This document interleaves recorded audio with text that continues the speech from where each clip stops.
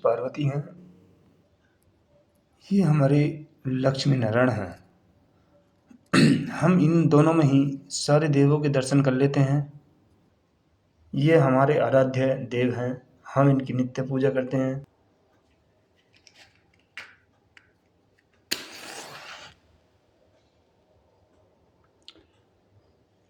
ये दीप ज्योति है जो परब्रह्म का रूप होती है, ये परमपिता परमात्मा का स्वरूप होती है, इसी में ही सारी शक्ति समाती है। आइए हम इस दीप ज्योति की वंदना करते हैं। ओम दीपो ज्योति परब्रह्म दीपो ज्योति जनार्दनम दीपो हर्तु मे पापम दीप ज्योति से नमोस्तुते शुभम करोति कल्याणम आरोग्यम धन संपदा मम बुद्धि प्रकाशाय दीपो नमोस्तुते। एक सर सम्मान के लिए एक मंत्र है। ओम भूर्भुवः स्वः तत्सवितुर्वरेण्यं भर्गो देवस्य धीमहि धियो यो नः प्रचोदयात्।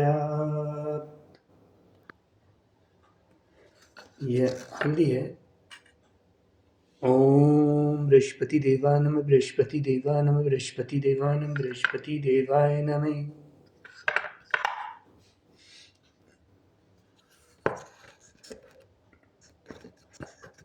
चंद्रम श्रीचंद्रम खंडम दिव्यम गंधादयो गंधे उत्तम विलेपन सुश्रेष्ठम चंदनम प्रतिग्राह्यताम्। कृपया लाइक और सब्सक्राइब भी करते रहिए। ओम दूध है ये। ओम शर्करा खंड खाद्यानि दधीति च ददानि च आरंभक्षम भोज्यम च नैवेद्यम प्रतिग्राह्यताम्। भगवान विष्णु से, हे ईश्वर, आप ही सृष्टि के रचयिता और पालन करता हैं, आप ही परमपिता परमात्मा हैं, आप ही हमारे माता पिता के रूप में हैं। हे ईश्वर, आप हमें इतनी शक्ति दें कि हम सदैव अपने माता पिता और बड़ों का सम्मान करते रहें, ईश्वर की सच्ची भक्ति बनी रहे, गृहस्थ आश्रम का हम संपूर्ण पालन करें। सुख को समृद्धि की हम आपसे कामना करते हैं। हे ईश्वर, आप हमारी पूजा अर्चना को स्वीकार करें। वंदना स्तुति भगवान विष्णु के लिए। ओम मंगलम भगवान विष्णु मंगलम गरुड़ध्वज मंगलम पुंडरीकाक्षे मंगलम तनोहरि। भगवान शिव शंकर के लिए। ओम कर्पूरी घोरम करुणावतारम संसार सारम भुजगेंद्रहारम सदा वसंतम हृदय विंदे भवम भवानी सहितम नमामि। हमारे देव के हमारे सबसे बड़े जो ईश्वर के सेवक हैं वो वीर बजरंगबली के लिए। आइए बजरंगबली, हम आपकी वंदना करते हैं, ये ही सबसे बड़े ईश्वर के सेवक हैं, ये तीनों लोकों में से। ओम शांतम शाश्वतम प्रेमे मग्नम निर्वाण शांति प्रदम ब्रह्मा शंभु फणीन्द्रम शिवम मनीषम वेदांत वेद्यम विभुम रामाख्यम जगदीश्वरम सुरगुरुम माया मनुष्यम हरि वंदेहम करुणाकरम भूपाल चूड़ामणिम नान्यायस्पृह रघुपते हृदय स्मृतिये सत्यम वदामि चेत् भवान् किलन्तरात्मा भक्तिं प्रयच्छ रघुपुरं निर्वरामवे कामादिदोषं रहितं कुरु मानस्यं च अतुलितबलधामं श्रीरामदेहं धनुजं कुशाननं ज्ञानिनामगण्यं सकलगुणनिधानं वानराणायधीशं रघुपतिये प्रियभक्तं वातजातं नमामि। सभी देवों से स्वस्ति मंत्र। ओम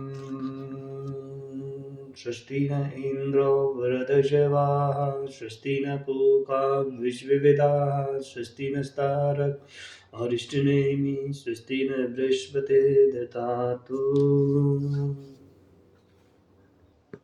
बाकी पूजा और भी चलती रहेगी, आप लाइक और सब्सक्राइब कर दीजिए। देखिए, हम अपने घर पर ही अपने भोलेनाथ को नहलाते हैं, क्योंकि मंदिर में हम नहीं नहलाने जाते। इसके पीछे की हम बात बताएं मंदिर में ईश्वर का सबसे बड़ा जो सेवक होता है वो मंदिर पुजारी ही होता है। उसी को ही उसके नहलाने, धुलाने और साज श्रृंगार करने का अधिकार होता है।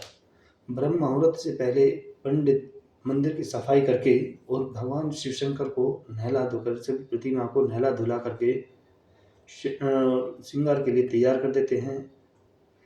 जब सूर्य उदय होता है तो समाज के जो गृहस्थी लोग होते हैं उनका सभी का फर्ज होता है कि एक साथ जा करके भगवान के आगे सभी एक साथ मिलकर के समर्पण हो जाए।